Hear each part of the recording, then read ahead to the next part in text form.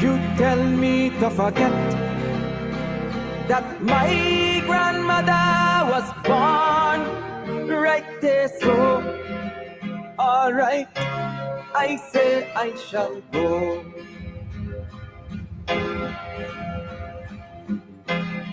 You tell me to forget, it is there I want my own children to grow. Alright, I say I shall go. But I hope you understand how I feel about Emerton, my homeland, my homeland, my homeland. And I hope you know it's true that I would never forgive you, because look what you do to my Emerton.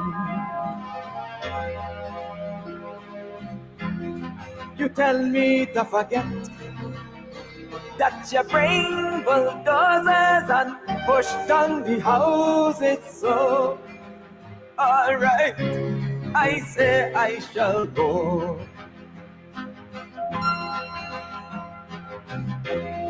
You tell me to forget, you bring bulldozers and push down the houses, oh, alright, I say I shall go. But I hope you understand how I feel about Emerton, my homeland, my homeland, my homeland.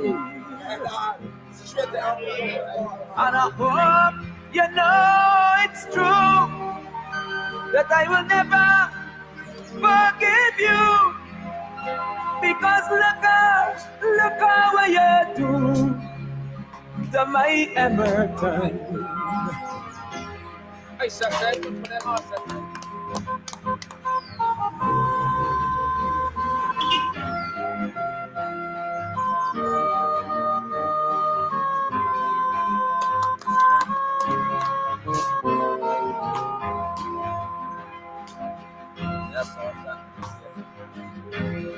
You tell me to forget that you uproot my people and scatter them to and fro.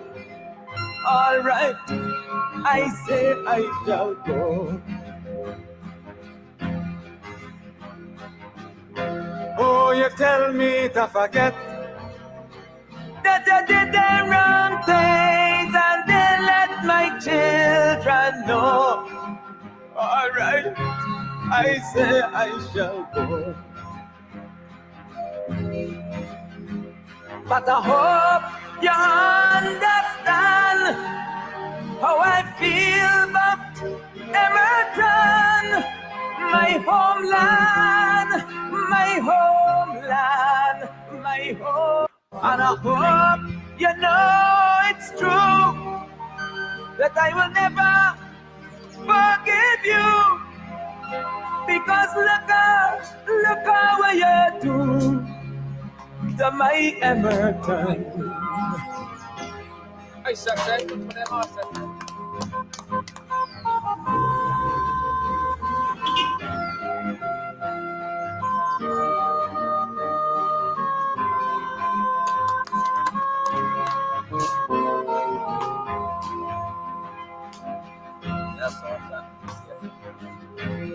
You tell me to forget that you uproot my people and scatter them to and fro.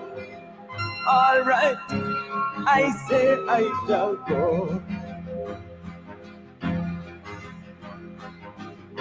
Oh, you tell me to forget that you did the wrong things and then let my children know. Alright, I say I shall go.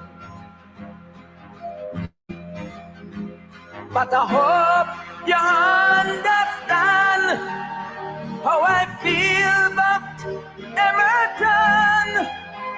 homeland, my homeland, my homeland.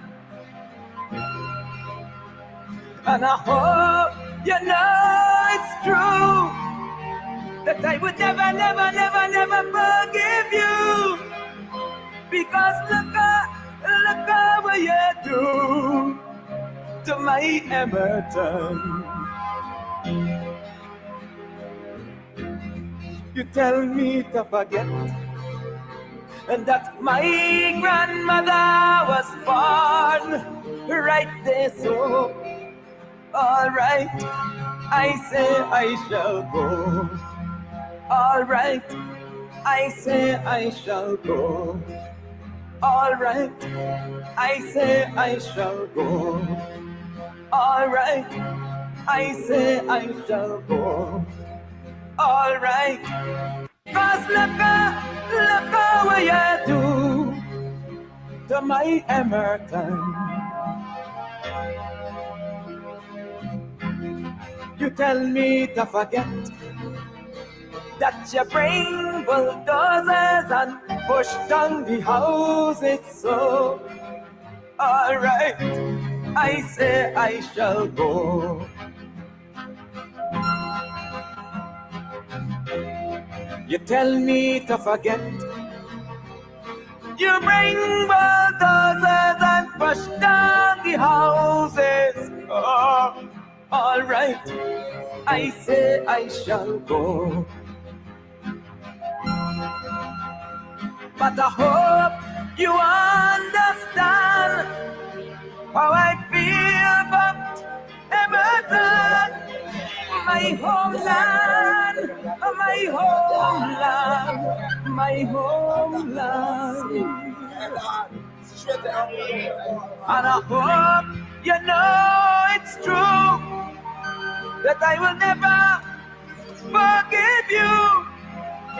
Because look what you do. Say I shall go. Alright, I say I shall go. Alright, I say I shall go.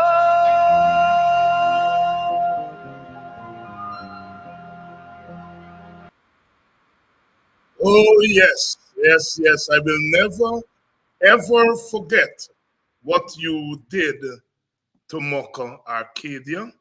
I will never forget what you did to the people at Linden.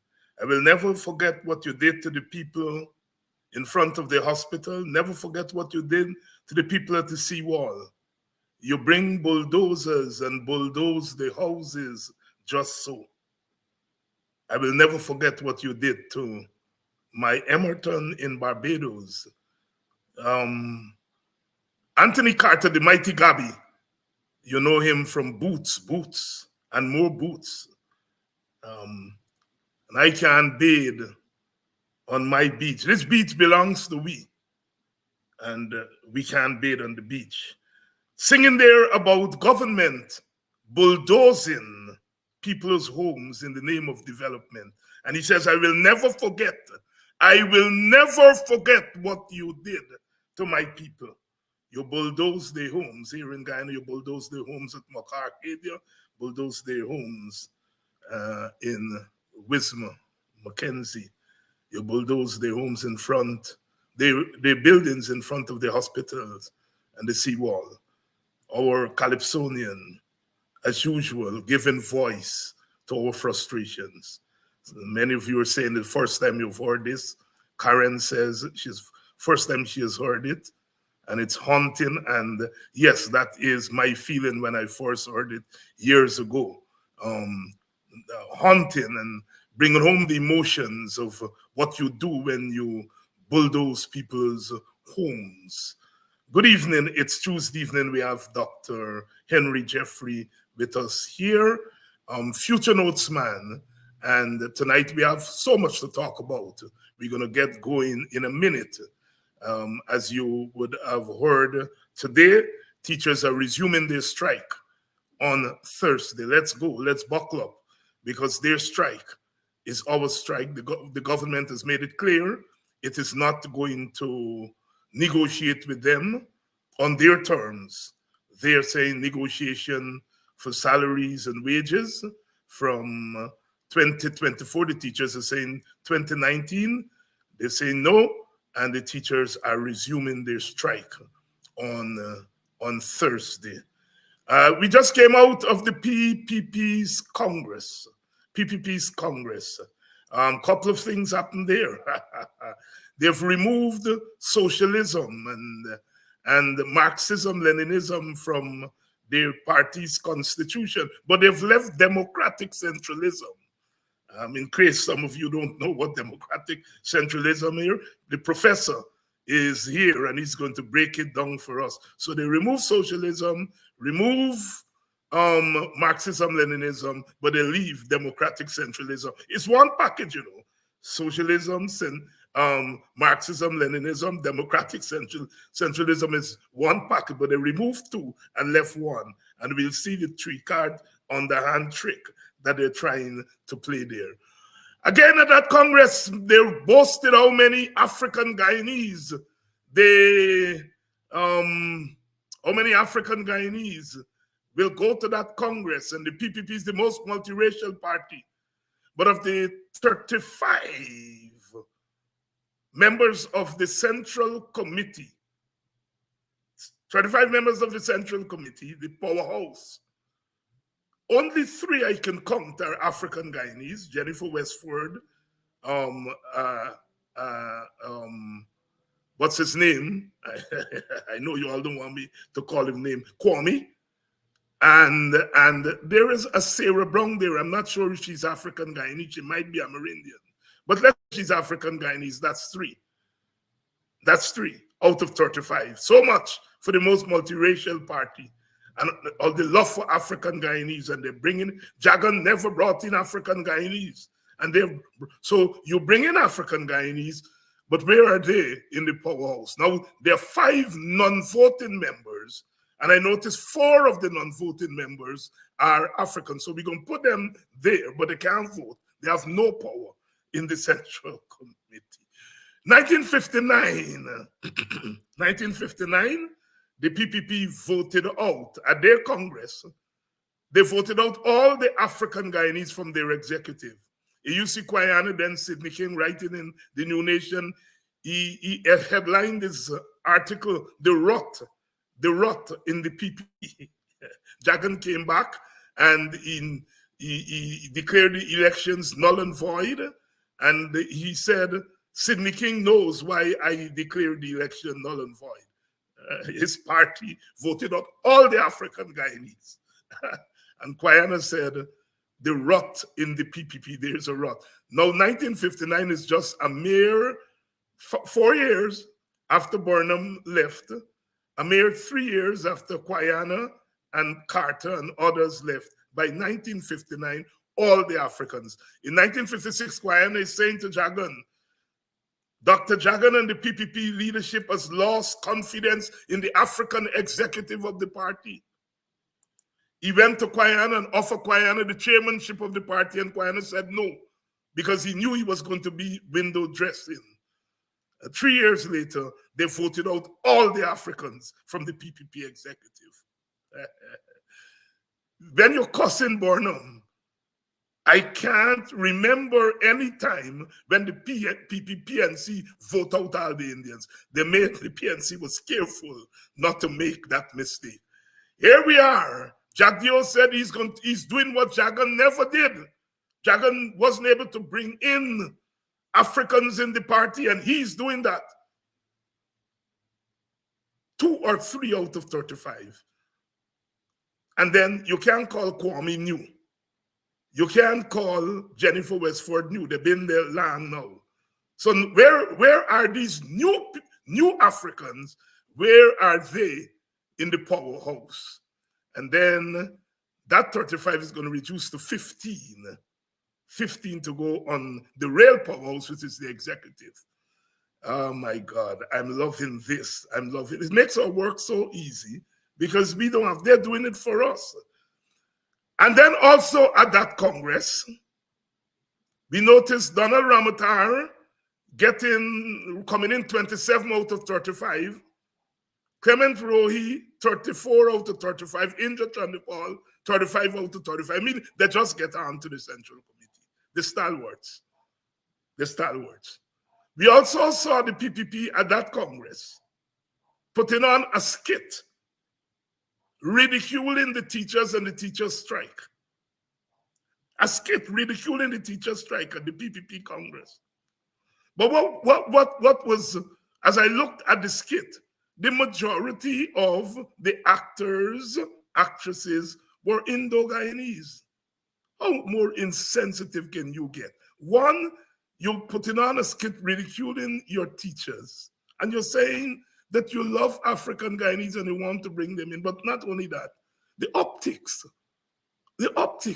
There you have Indo-Guyanese, in a sense, putting them up there to ridicule their teachers. They're mostly African teachers. Oh my God. So that's the PPP Congress.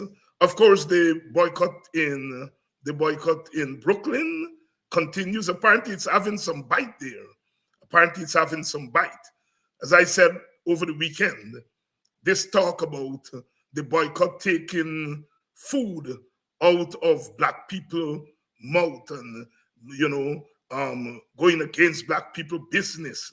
As I said, when you boycott those few African Guyanese business, go and buy from the other African Guyanese business that are not so well developed and things. Now go and spend your money there. So you're not taking money out of African Guyanese community. You're putting the money in other places in the community. You're going to tell them, I say so, right? So all that nonsense that they're trying to make people feel guilty that they're taking money out of African Guyanese and, taking money out of your own and so on. Oh no, we're taking it from the recalcitrant ones and we're giving it to others. The boycott is there. It is going on. Welcome to Politics 101. Oh, I love last night. Apparently, Ogunse rocked last night. And your comments, I have forwarded most of your comments to the WPA executive.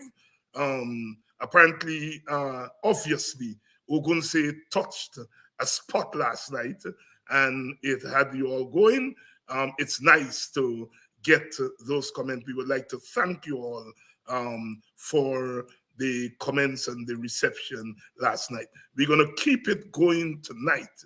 We keep it going tonight with the Future Notes man, Dr. Henry Jeffrey.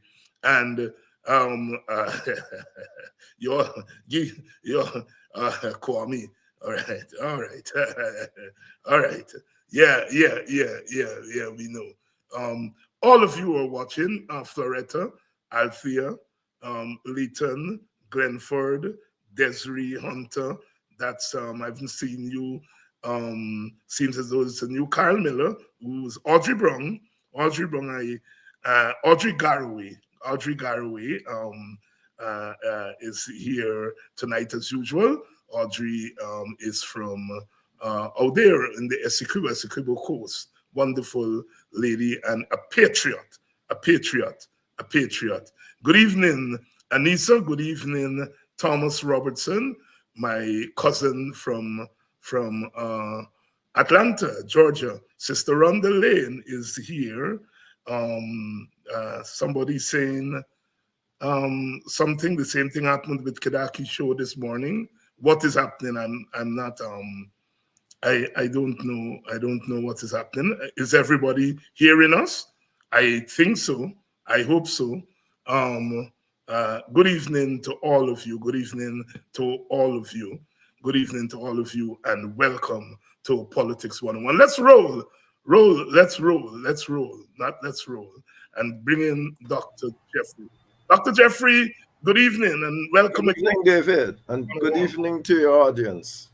Yeah, well, let's get started with the PPP's Congress, because in many regards they're proving you right. I just pulled out last night. Again, I have your book here,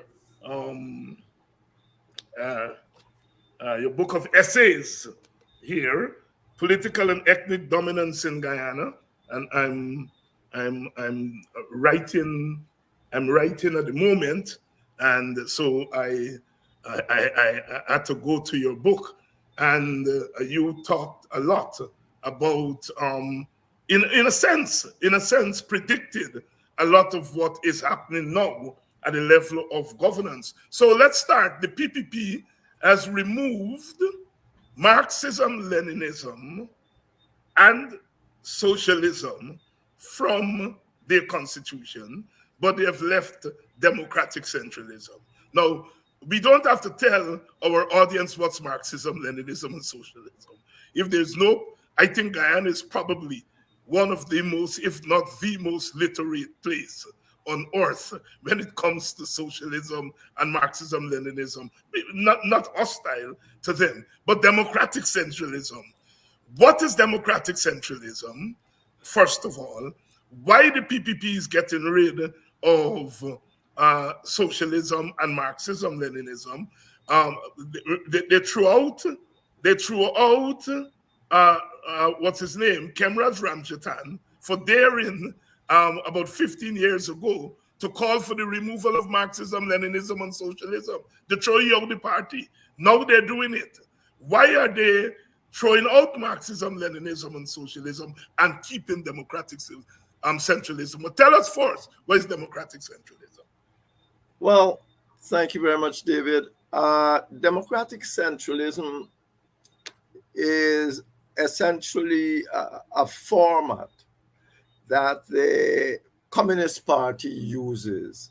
Understand something about the Communist. The Communist Party was supposed to be the vanguard. You know, they normally say they are the vanguard of the revolution.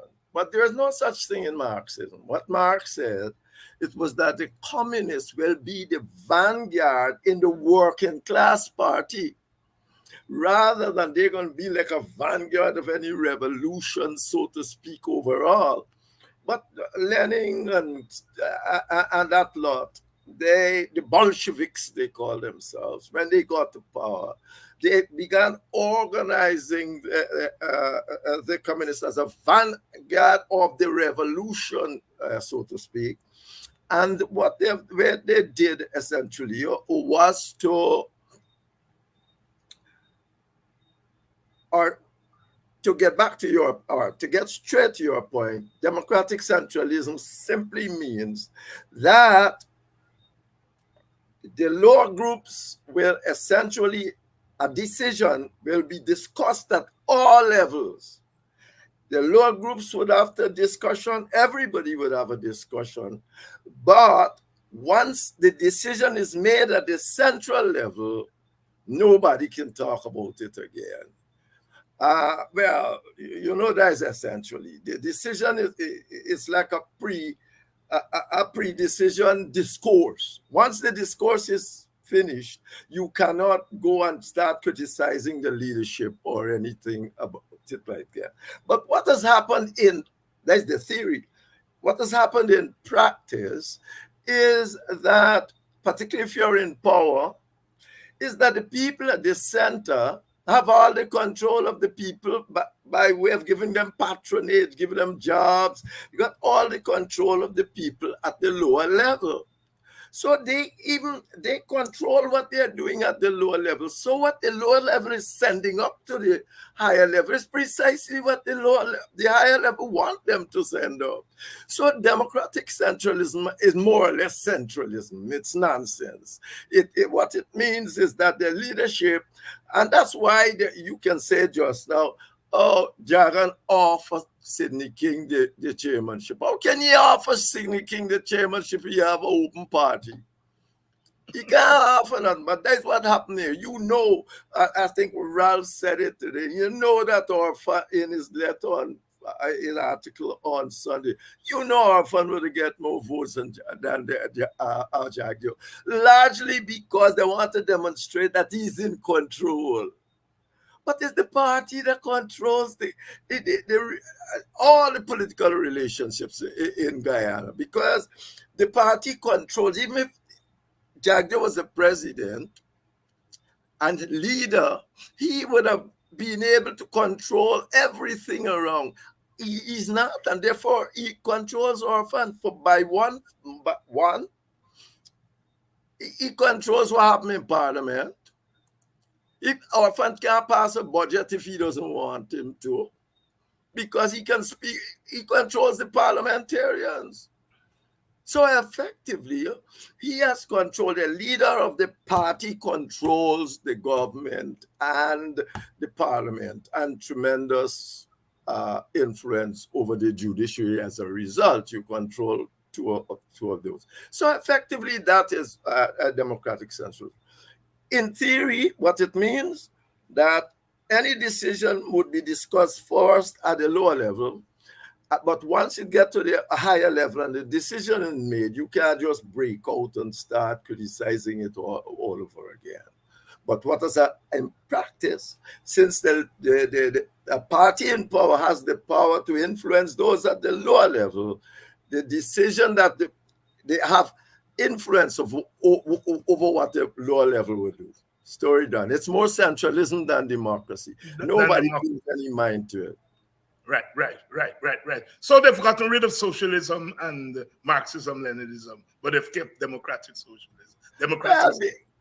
And it is necessary at this stage when there is a struggle between, the struggle is not really between communism and it's not really between communism and capitalism anymore.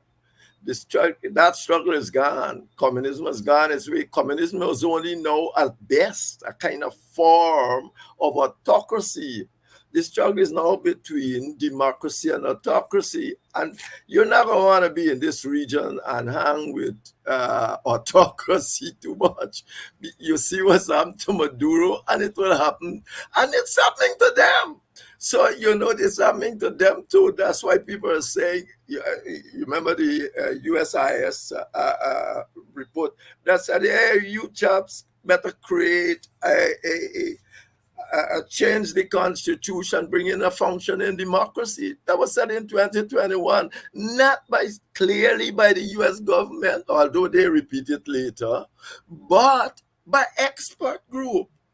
They're bringing an expert group to say what USA had brought in an expert group to say how Guyana should be organized. And they say get rid of the winner-take-all political system is important and create a functioning democracy. So effectively, and then, of course, the US government used that here and there to speak on Guyana issue. So this is essentially why they have gotten rid of it. It's not a relevant issue anymore. Nobody's really a communist anymore. So you get rid of communism really don't mean anything in real terms. And since Mr. Hoyt brought everybody into the capitalist era, since 1992, the PPP has worked that system perhaps better than the PNC. So they were all capitalists all the time. And to be truthful, their constituents are essentially capitalists. It's they and the Jagans were forcing them into all sorts of Marxism and all that. And they're coming under severe criticism, even from within the Indian community for that it's we are not any big communists, but we support you and so on, and that's what. So they get rid of that is not a big thing, but what they don't understand, or what Guyana don't seem to understand, is that the PPP can get rid of the form, but it doesn't necessarily get rid of the content. And the content, the actions, you can get rid of anything. The actions of a communist government is that essentially autocratic. It's a dictatorship.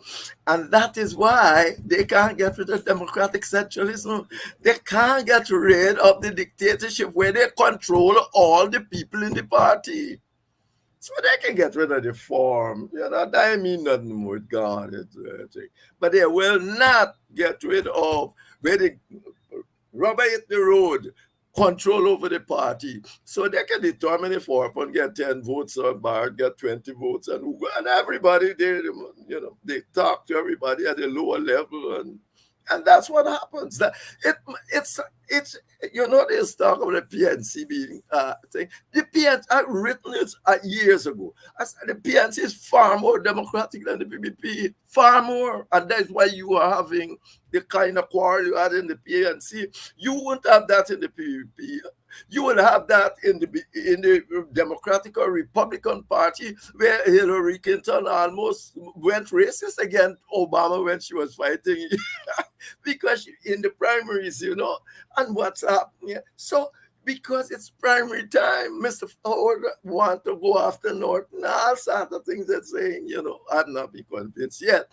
But what I am saying, that goes on. When you're a Democratic Party, you don't wake up a morning and hear, Donald would be president, he end up president, and then or will be president, and he ends up president by some kind of democratic centralist process.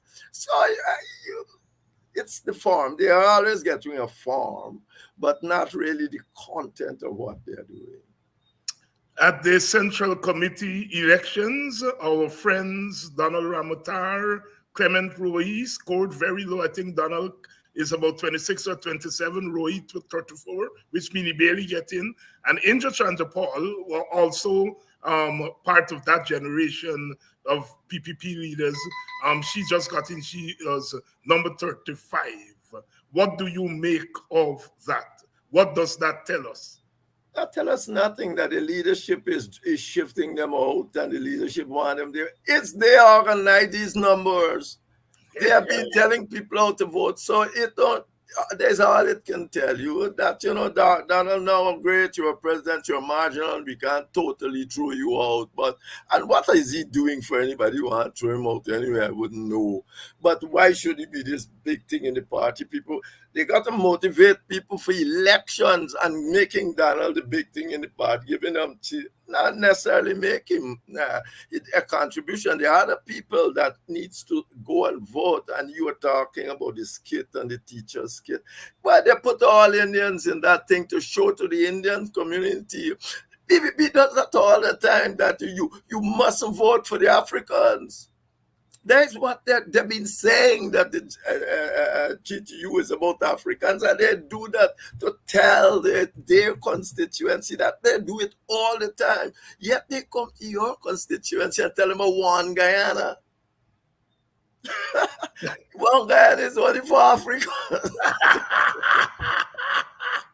So one Guyana, but not one PPP. It's a joke. It's a joke. So, and because their son, they could have got an African or a Swan up there in that little group to do the skit. Regardless of where it comes from, even the communication specialist would have said, that might look too good there, if it was something. No, but they know who they're saying. They're saying to the Indian teachers, don't go out there and vote. Yeah. Don't go out there and strike. That is what they're saying to the Indian teachers of this country. Don't go out there and strike. Don't go out there and strike.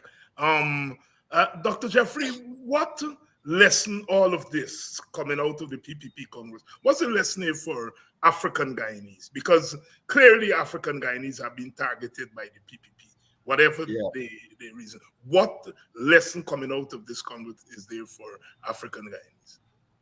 I think that the lesson is that you have to be at the table. The major lesson for me is that in any future arrangement, you have to be at the table to protect your interest. That's it. You have to be there. You can't depend on anybody else than your representative one way or another to protect your interest at that table. The PPP will not protect your interest. You have seen it quite clearly all over. They run into churches, all sort of things. It's camouflage. It going to Brooklyn and barbershop. It's camouflage.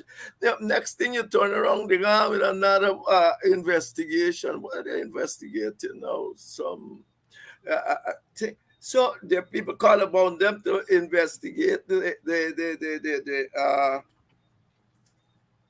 atrocities of the 2000 and 2006. Oh, they jump on that. They're jumping in. For obvious reason, because you can allow them to talk racism again for the elections.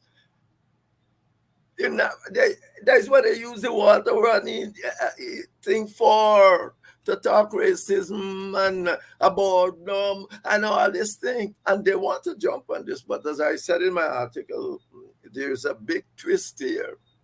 There's a big problem here, because here, of course, they point to the PPP does that all the time. The Constitution says, oh, the president shall appoint, but it can't. A democratic constitution don't mean that the president would appoint without numerous consultation and all of that. We wrote this like if it's a democratic country and a Democrat. So when the PPS take this to mean that the president does what he likes when he's appointing, unless there's a clear thing that, like in the judiciary, where there's you gotta have the agreement to it. You can't tell them, consult or any such thing. You gotta have agreement with it, and then he backs up. But they would not appoint anybody, prefer than appoint somebody that you got to make consensus with. And the teachers not the same thing. The PPP has determined that they alone must make all the decisions in Guyana so as to be in a position to discriminate when they want, to keep themselves in office. That is it. All you got UG, yet you get gold project. You're under funding UG, but in gold project they got their minions running it, and they can do what they like. They go give who they like scholarship and do not give who they don't like. Everything. And then they say we give 100,000 scholarships or some confusion 20 to who they want. But that's not how democracy runs.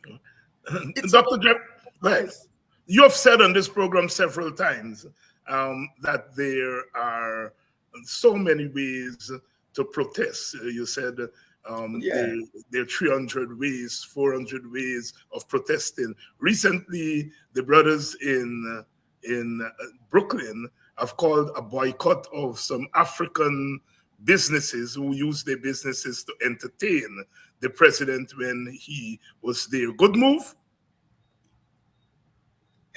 Yes, the brothers has assessed their situation, and I believe that to be correct, and they have done it. I don't know everything about the situation, but they are on the ground and they have made a decision. It's not illegal. If I believe that I am being badly, well, not even badly treated, suppressed by anybody, am I still going to go to their shop or anything and buy? I mean, if I believe you are against me and think, it's not illegal for me to say no, even at an individual level. Now, what is a system level? Everybody in a struggle, social struggle, do that. And if there are those who, well, because they believe their business will flourish more or whatsoever, wish to, the people got to make a decision. It is not, it's 198 reasons, and that about 4 places in that 198, they got boycott as one of the legal things to do if you are in a political struggle. And you are in a political struggle with the PPP that is suppressing you and doing it in various ways. So it's no news. You think, if they come around, I can do the divide. You know many people on the ground trying to do this divide. It's not working. The American government trying with the divide. Can't have been trying with this divide since about 1997. He left in frustration and go away. I know they come back after 2015 election. So you can't make no difference to any divide. So it's for the people on the ground. to make that decision, but it's a legitimate decision. And if they have made it, I don't know sufficient about it, so I wouldn't make. If they have made it, they have made it, and they have made it in their interest. And people must recognize too. People must recognize. If I am in a struggle with a person, not like like a little normal political thing and so on, but because this is not normal what is taking place here. It is not normal when your representatives can call the people apartheid. It's not normal. When you call it Israeli apartheid, now everybody's seen what it means. When the Palestinians say they were apartheid, well, you're seeing what it means. It means that we are going to be in control of this system, regardless, no matter what happens. And that is it. And when people are doing that to you, you got to make a decision. And those people should also know, the people who own businesses should always know that it is not, it is, if you are supporting them, they must support you, not more than they're supporting other people. There you go. You understand me? If not more than you're supporting a non-African, everybody should know that. I'm not asking things, but I would have thought that if we Africans are in a struggle, everybody here should say, well, look, if we are even-handed at least, have to make some sort of compromise and support the other side. It's not a system of leaving you and taking away important elements from your tools to struggle. Dr. Henry Jeffrey, please share the link. You all are moving a little bit slow tonight on sharing this link. Yes, we do have a full house, but we want more people to hear this message. We do have a very, very full house tonight, but please continue to share the link. Please continue to share the link. We are discussing a number of issues here tonight with Dr. Jeffrey. Dr. Jeffrey, you have been talking about power sharing, shared governance, and you have been saying that it is imperative that we get there. And I want us to examine how the PPP dealt with that matter. Jack Dio said no to power sharing, but he directed his remarks at people like you and me, not the PNC, right? He said those who are advocating for power sharing must know that there must be trust between the PNC and the PPP before there is power sharing. Is the PPP taking advantage of the PNC ambivalence on power sharing in order to say no to power sharing? First of all, what Jagio says, what the PPP now always say. There you go. You know, yes, the PNC behavior, the PNC are coming out clear with nothing since Corbyn. There you go. Corbyn came out clearly and said, since then, they're all over the place. I'm not even certain where they are.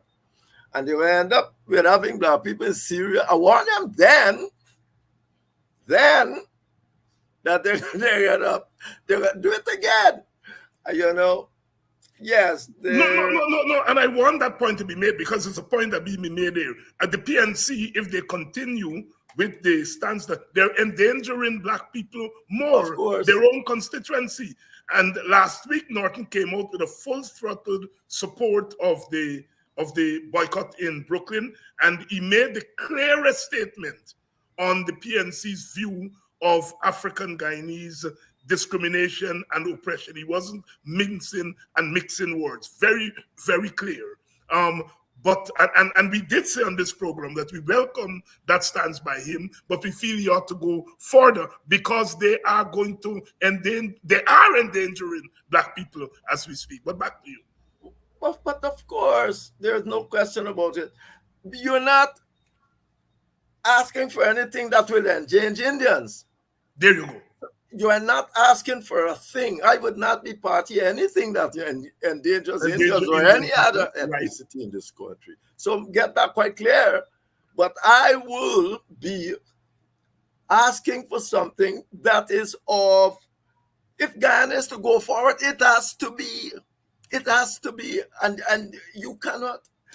I don't see how it is possible for you. But let me go back to this thing. So effectively, I believe that the PPP has been saying this since just about 2004. It's the same thing. They can't pivot. It is like if they can't even think of something. Trust. What is that? It's too amorphous a term. Every time I get into my car and I drive out there, I got to trust the other driver. I don't even know him. But what do you think I trust him to do? To know his own interest. That's all. When I drive out there, I said, this driver, he knows his own interest. And he's not going to run into me. And he's hoping that I don't run to him. I don't have to have any more trust than that. And if he errs, not even do something deliberately that would suggest that he does not understand his own interest, you go and charge him and you got rules. That's the process. You put in one process and say, I don't have that trust. Trust? PPP, PNC ever try to block Parliament? They don't go there and talk all their talk nonsense and all day. And you're not paying any attention to them. You are not closing down. You don't even want the public account committee to work. And I say, well, people, they really trust you because you understand. And I see them going to blow up Parliament or nothing. So what is this trust you're talking about? Once you put people in a position, trust is too amorphous. You trust people at one level of trust to another level of trust. If look what happening even in Suriname, to become a president, you gotta get 60% of the votes. That's why, because they don't trust each other. Certainly, but only to a certain extent. The ethnic group want to have certain thing to prevent you from taking the advantage the PPP is taking on an open system. So that is nonsense. You don't know, and we are democratic and they are not. Well, look, you want democratic centrism and call himself democratic. Don't let me go further the re-election. That be rigging election for the longest one. But let me leave that alone. And these things, that's what I said, these things are forms and words that they just use as the same words. So it does not, I don't know who it ricochets with now. Some of their own people saying it's nonsense. 20% of the Guyanese, only 20% of the Guyanese people could say they are certain that this government legitimate. 20%. And their vote is 50%. Only 20 people are the people in China. And they're talking about democracy. Democracy is a joke in Ghana. I'm not only talking about the PPP, I'm talking about the PNC too. It's a joke. You have to have you got to have a system, properly organized system and properly structured system, away from any power sharing. You still got to have proper electoral system working in this place. You have to have a proper system, says Dr. Jeffrey. Last week, Mr. Jagdio at his press conference said the PNC uses fear to keep black people under control. Oh my Lord. And he said, and we in the PPP, we use fear too. But our fear is justified. We are fearing rigged election, and they are fearing race. Please give us your wisdom on Mr. Jagdio. What are you asking me to talk about nonsense for? Because essential nonsense. These are just wars. He rigging election. They are rigging elections there. 5,000 of them voters wouldn't vote. The Americans know that. The Americans can know that because all they have to do is pick up a phone. In 5 minutes, they'll know who went to work in America and vote in Guyana. So I don't think they don't know it. And therefore, I don't think in Chaddy and Barnum time was a bit different. Because remember, they're scared of external forces like communism might come and want to overthrow the democratic process. But now it's different and they're under pressure. Why do you think they run into churches and all this thing? You remember our friend Roger had said, maybe they took him to heart. He had said something to the effect, not like long before he died, as a matter of fact, about a year or so before. He says, if I knew what I know about churches and black people, PPP might never have to leave government. Yeah, yes, I remember him saying that. Yes. Yes. And you know, I said our fund must be taking it to be. I mean, go to them churches and think you go fool black people. That he's the man. I'm the man. I mean, it's foolishness. Yeah. Dr. Jeffrey, your column this past weekend was the PPP's democratic deficit. I suspect that all of what you said here this afternoon spoke to that topic, but I would like you to put the column in perspective for us, the PPP's democratic deficit. Well, you remember that the UN Human Rights Commission says that the PPP should do an investigation into the 2006 extrajudicial killings and make charges and lock up those who were so on and so on. And so on. Okay. So, and that thing hit the PPP very hard because now they are not, PPP can't just walk away from a thing like that because it's a UN committee and it's the US representative. All the Western representatives tell them clearly, even Spain, all of them say, hey, you need to do this. Sorry, God. They said we're going to do this. But I don't even think they think straight because effectively, if you go there and do that, no, they can't do it in the Aram Scarum way they would do it before. They can't simply go and say, oh, these are our commissioners. This is our term of reference and all of that. They will have to make it any sensible and credible. They will have to include people beginning from the first stage. They'll have to include people at the opposition and everybody and social and civil society into getting terms of reference, into getting the commissions and so on. But guess what else? Now, one of the people that has been accused in all of this is the former president himself. So it makes it more important that they do this. So any commission they're going into in the future, they will have to make it open. And I'm not certain that they saw this coming. And so they just said, we will do this. If they keep doing that, we will have to see if they indeed, how they proceed.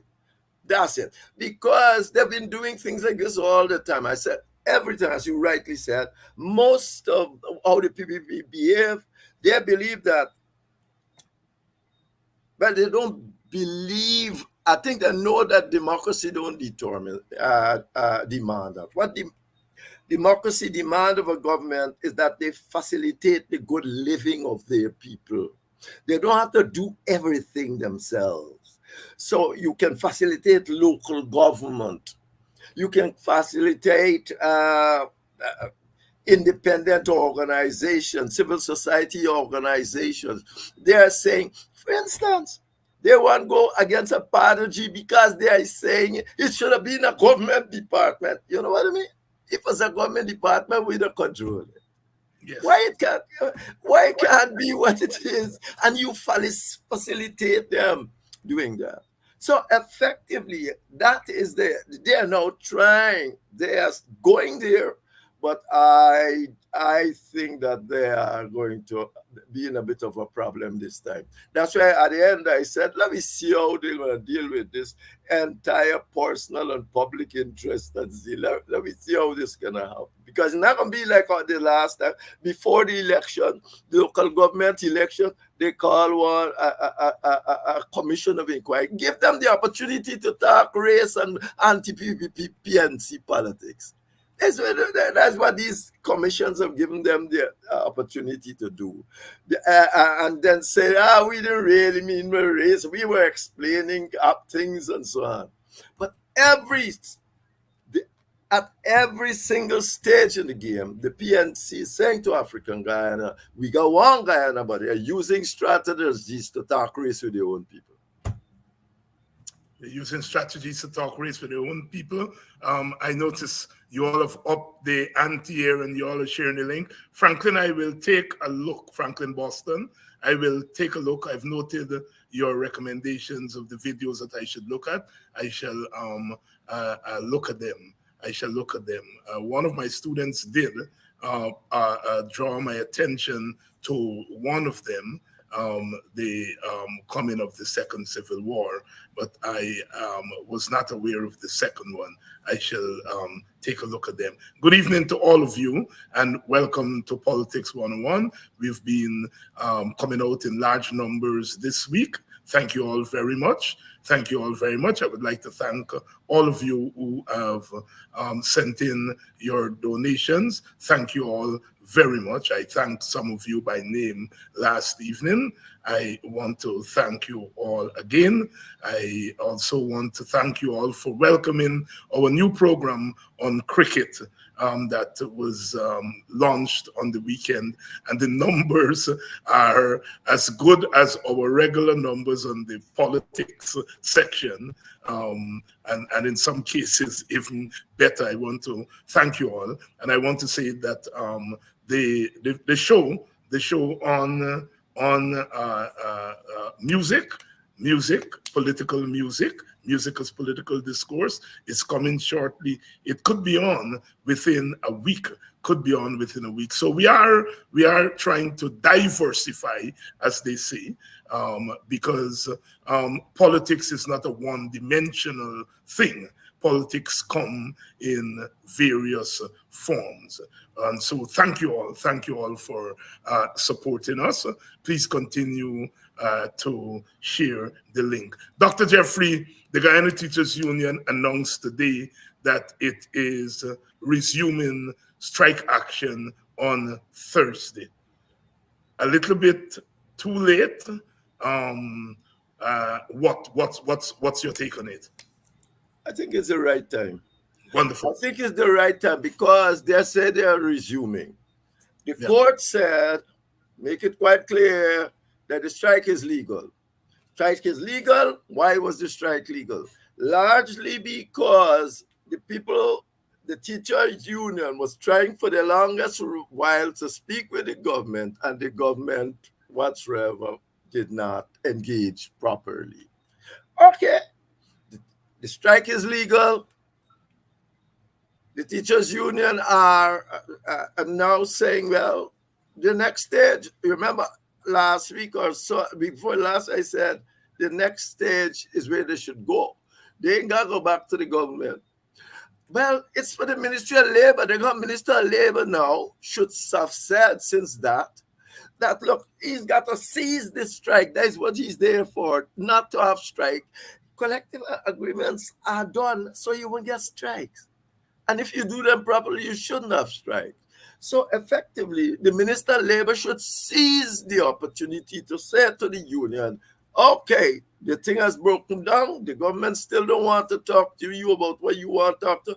Let's go to an arbitrator or conciliator on that issue or something like that. Because he got seize it. And I'm giving him his best case scenario. That's the best case scenario.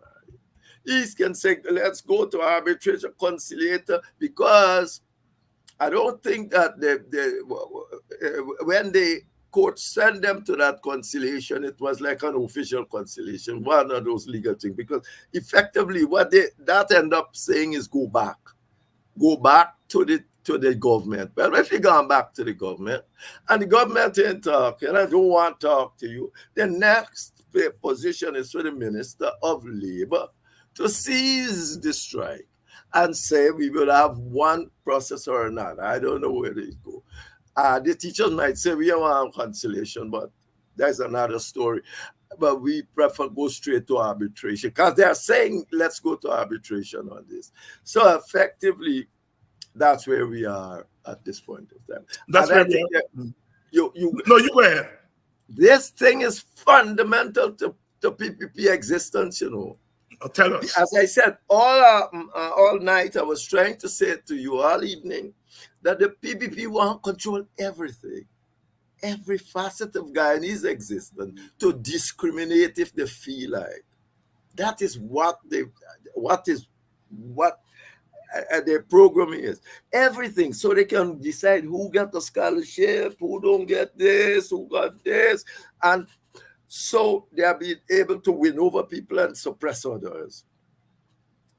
Therefore, when a court comes out and said, well, you can't determine, you have no right to determine by yourself what the wages and salaries of people in the public service would be. The Constitution is clear on that issue.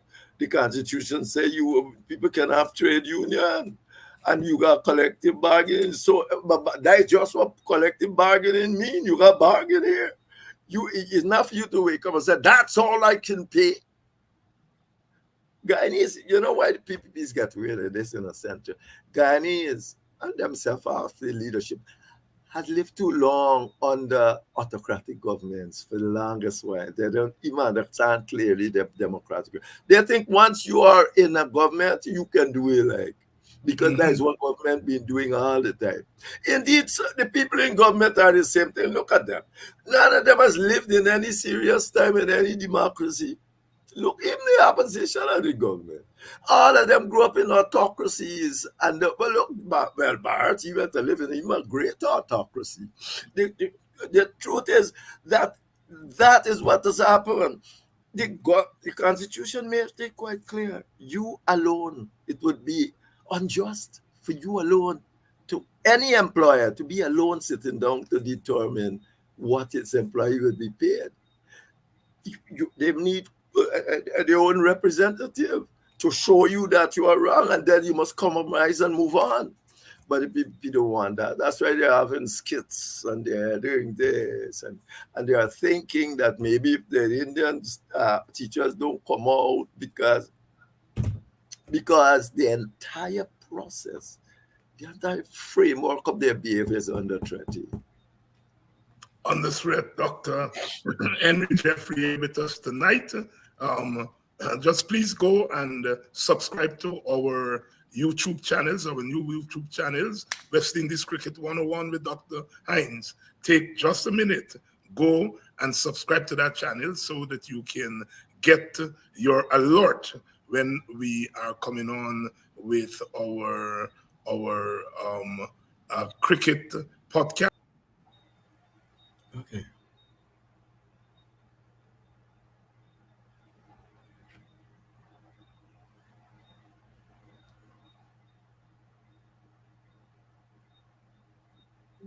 Oops, I think I lost you there for a minute.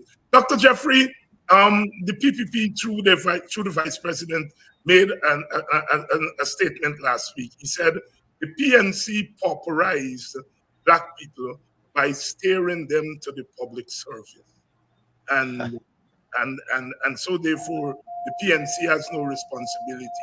The PPP has no responsibility to them. That is a hell of a thing. Yeah. I mean, wait. So when all of our parents been sending us to school because they thought that they were doing the thing to get us in a nice job and get us educated to go in a nice job in a nice place, like many people around the world, they were doing this. Our parents, this cannot do with parents. You see, Black people were teachers who teach off the Indians who were steering their people towards business. This got nothing to do with the PNC. It's all the Black family look around them, spend all the last cent to send us to school. And so that when we leave, we're going to get a nice job and have a nice life, become teachers who taught this entire country. And now you are saying that what? I don't believe he said that. I can't believe it. I can't believe it. That's the biggest stupidity I've ever heard in this life. If PNC wasn't around when they were doing that. There you go. There you go. You know, this is nonsense. And there wasn't, I mean, yeah, he said it, and we played it here last week. We played it here last week with him saying that the PNC pauperized black people by steering them into the public service. No, black people hasn't been pauperized because they are not in business. Indeed, if he was running a proper ship, the people in the public sector, and Jerry Jagan says so, that's the thing. People in the public sector should be paid sufficient, where he said at least 80% of the highest salary in the private sector. So it's the system, is he privatized black people. He and the PPP. Because if he pay these people correctly and don't cut the salary, give them 5% at the end of the year, they're supposed to give them, even at the beginning of the year, they won't have been where they are. He has pauperized them, and no one blame the PNC and your parents. Yes. He's paying black parents because the PNC wasn't there. The PNC didn't make those decisions. That and the black people might well have a culture of one going to public service, but there's not PNC creation. Half the PNC people were created on that system. You don't know the difference between culture. Anyway, you don't see the it's I pass. It's a real I pass. It's going. They got nothing else to say. He said that my mother pauperized me, sought to pauperize me. Yeah. That's what that guy said. I can't believe it. When he got all the resources, not dividing it equally. Indeed, he's skewing it away into private sector, precisely because he knows who he wanted to go to. And now telling me my mother pauperized me. Because you're a joker. I don't even believe it. That certainly wasn't his intent. I think Dr. Jeffrey, I think is a case of narrative. They're basically justifying what they're doing, and you said it there. They're basically justifying their pauperization of the public service. Yes, because I'm saying that we are just continuing what your parents. When you tell them. When you say to them, all right, if you are saying black people are poor, and it's not your responsibility, do an ethnic disparity analysis. You know what? It's down we running from, because the Americans, the State Department promised money to help do an ethnic disparity analysis. He don't want it because now he's admitting that you're pauperized. Yeah. Yeah. Right? He's admitted he's pauperized, because to make that statement is to say that they're pauperized. The interesting it's not the PPP fault that been in power for 30 years. Right. What they do about this pauperization that made it worse? Yeah. He's admitting that they're pauperized. David, we have been here long. You know, the interesting thing about that guy is Teacher George Young in Buxton, he used to say, be careful about the mouth to run, you got to wear bib. The more he speaks, the more he lets He don't mean what he said. He don't mean that. He can't mean it.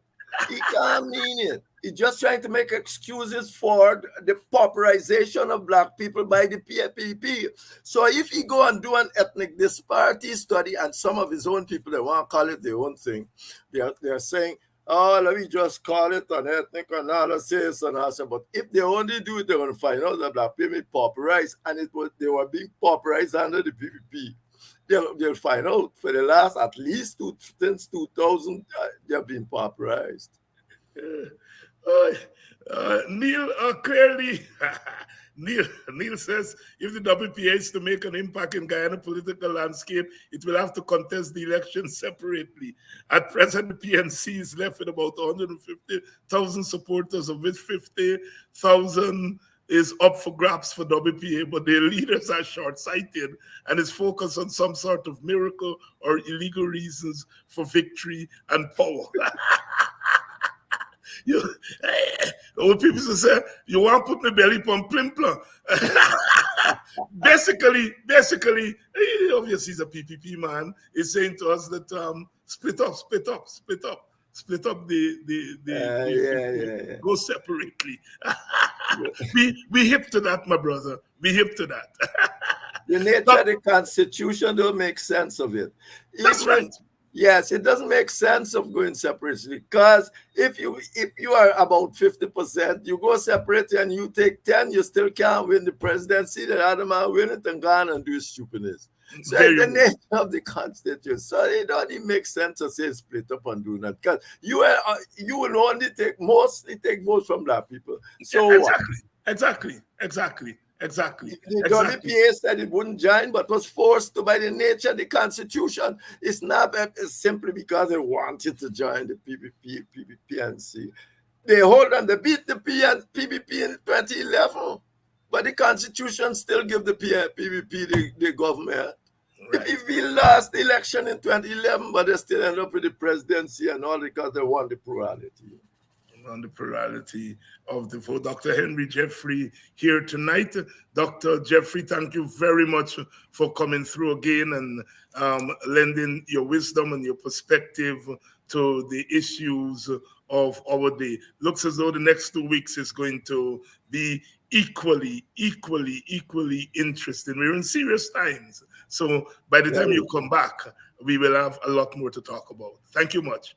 Thank you too, David. And thanks to your audience for having me. And thank you all. Big audience here tonight. Big audience here tonight. And so it was last night. And we continue to grow our program. Please go and like. Please go and like our new channels, our YouTube channels. Make sure you go take 1 minute and go to YouTube and subscribe to our channels. We have here one of them on the screen here. Subscribe to our Open Word with Dr. David Hines, and then our cricket channel, West Indies Cricket 101 with Dr. David Hines. Please help to subscribe to those channels, grow the channels. We've been doing it this week. Tomorrow night, I think we have lined up Rickford Burke, who's going to come on tomorrow night. So again, tomorrow night is going to be jumping. So please make sure that you join us tomorrow night. Again, many thanks to all of you who've been supporting this platform and all the other platforms. After you leave here, of course, you're going over to Sherrod Duncan and then to Mark Benchop later on tonight at 9 o'clock, and then in the morning, Buxtonian morning time, and in between that, you have Mr. Paul Slow is his program on Wednesdays, so he's on tomorrow, and we haven't had Mr. Slow on for a while. We've got to get him on here. Rick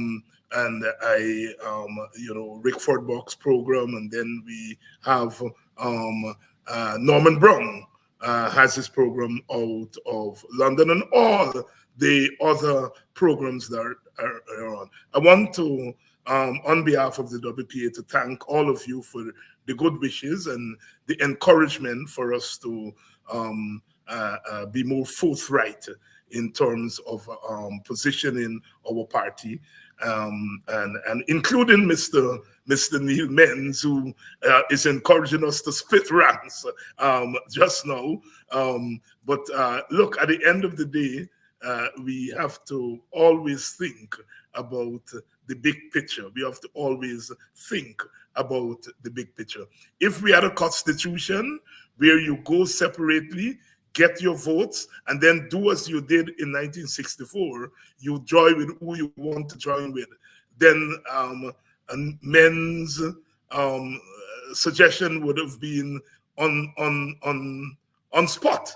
But you know, if we split the ranks, then basically we are helping to keep the PPP in the presidency. And I don't think, speaking for myself, I don't think that is an option. I don't want to say that I speak for the WPA. I don't think the WPA will do that, but I can speak. The WPA will have to make that decision on its own. But I doubt whether the WPA would go in the direction of splitting the opposition support in, so that at the end of the day, the PPP sneaks back into office. So here we are. We are talking about ensuring a clean electoral machinery. That has to be a struggle. We are talking about beating back the discrimination and oppression of Black people as Black people. We are talking about, at the end of the day, national reconciliation and a national government. We are talking about sharing the corn, as Nigel Hughes would say, sharing the pie. WPS put on the table cash transfers, go to Parliament, let the Parliament vote that each year you take 10% of the oil money and you divide it among the 200,000 families in Guyana, and let each family get their own money to do what they want. They're not going to spend it on roads. They're not going to spend it on building schools, because that's what the government's supposed to do. But they're going to spend it on building their houses. They're going to spend it. They're going to spend it on paying that big money that the government is giving them the land, and then they got to find money to pay down for the land. And some of them are take the money they pay down for the land, they can start the house. But if you give them that small piece, then, like I said, they're not going to build roads, they're not going to build schools, because that's what the government's supposed to do. But they're going to build their own homes. They're going to build their children. They're going to build their children ability to do better in school. They're going to spend it on childcare, on health care for their children. Women who have to stay at home to take care of their children, if they get a little small piece, they're able to provide childcare. And go out to work to help the family. And people in the community are going to be able to create business with childcare centers. So there is a whole spin-off.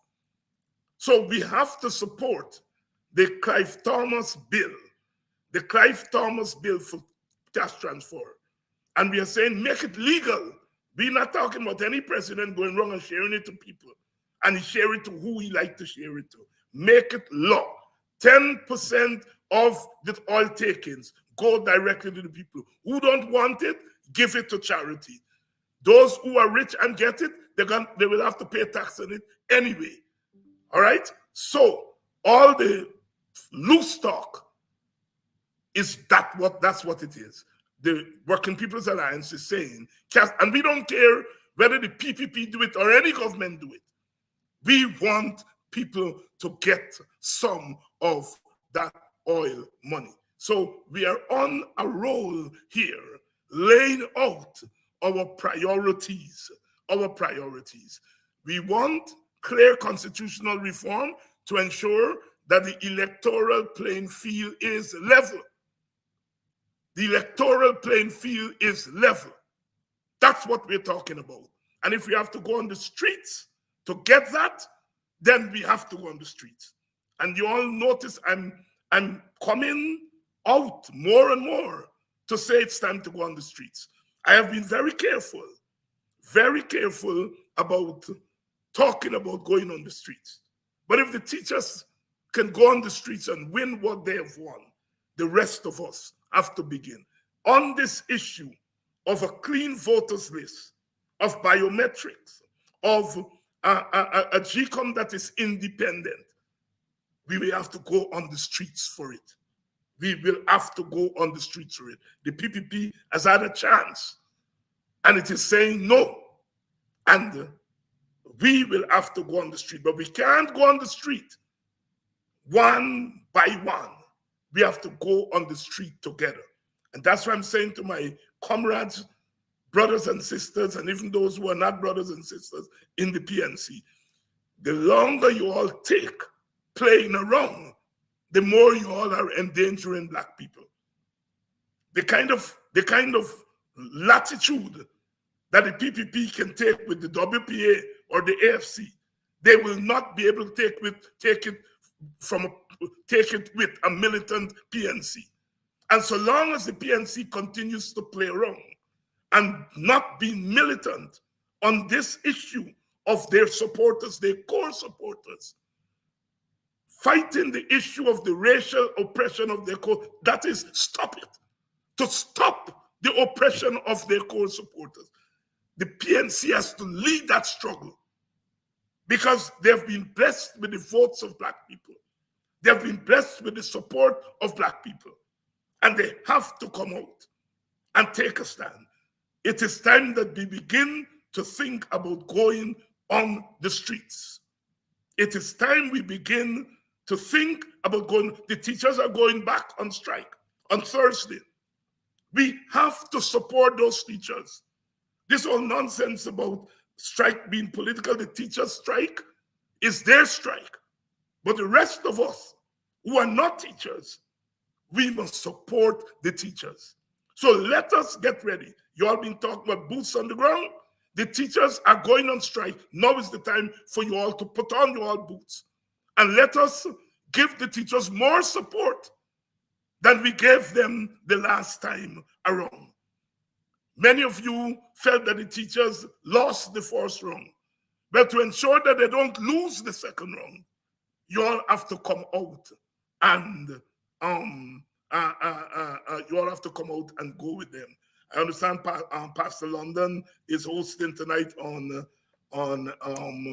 Mark Benchop. I shall be watching, and I hope you all watch too. Good evening to you, Mr. Albert Morgan. Good evening to you. Thank you very much for your continued support. I haven't seen young Morgan in a while. I haven't seen him on. I don't know what is happening. I have to find out from his partner what's going on with him. But again, the teachers are going on strike on Thursday. Let us not make that teacher strike a waste. Let us get behind the teachers. Let us get behind the teachers. The teachers are carrying on their own struggle for their wages and their salaries. And we have to support them by carrying out a struggle for our own issues. And I'm saying that a clean voters list, biometrics, that will lead to a level playing field electorally is imperative. So please, please, I'm asking you all, let us get ready for Thursday. So I'm going to see you all tomorrow night. Until then, be good, because if you're good, then you survive for tomorrow. You survive for tomorrow.